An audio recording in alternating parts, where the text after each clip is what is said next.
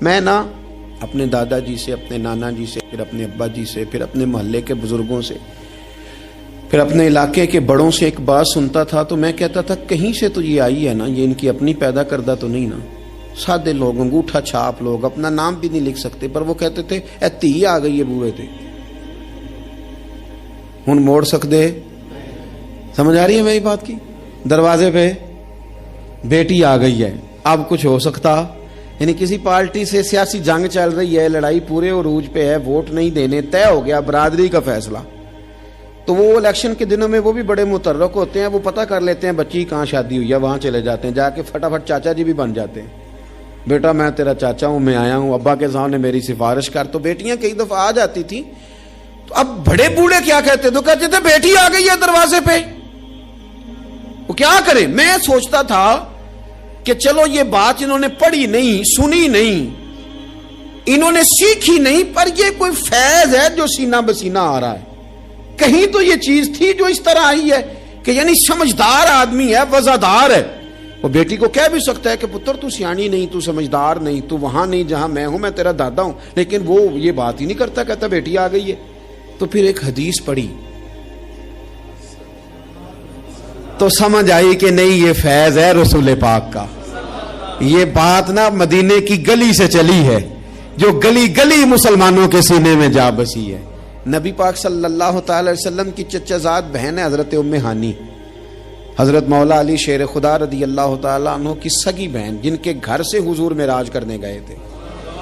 انہوں نے کلمہ فتح مکہ کے دن پڑھا ہے، جناب ام ہانی نے کلمہ فتح مکہ والے دن پڑھا ہے، لیکن ساری زندگی ان کے سامنے کوئی حضور کے خلاف معاذ اللہ بات نہیں کر سکا، کرنے نہیں دیتی تھی۔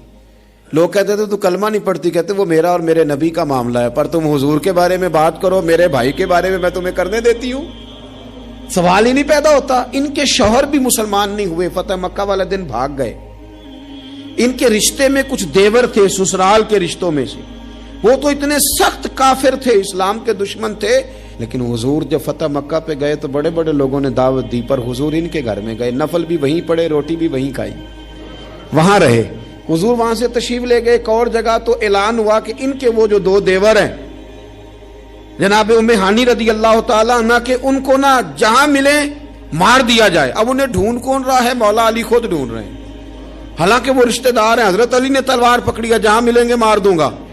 جناب ام ہانی نے نا اپنے وہ دونوں دیور تلاش کیے، ڈھونڈ کے لائیں، لا کے کمرے میں بند کر کے باہر سے دروازہ بند کیا اور سیدھی حضور کے پاس چلی گئی، کہنے لگی علی انہیں ڈھونڈ رہے ہیں، یہ پیغام آیا ہے ان کے لیے، یہ اعلان کر دیا گیا ہے۔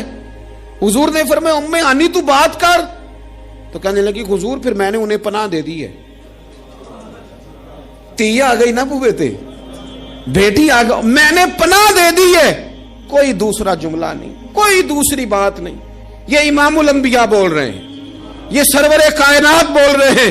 حضور فرمانے لگے ام ہانی، جسے ام ہانی نے پناہ دے دی اسے محمد عربی نے بھی پناہ دے دی، بلا لو علی کو واپس، ہم نے نہیں مارنا، جسے تو نے پناہ دے دی اسے ہم نے بھی پناہ دے دی۔